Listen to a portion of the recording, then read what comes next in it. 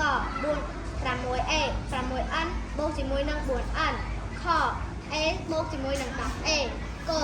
6x ដក 5x ខ 15t ដក 8t 3រកតម្លៃលេខនៃតួអក្សរក 4n បូក10ស្មើជាមួយនឹង30ខ 8n ស្មើជាមួយនឹង 3n បូកជាមួយនឹង20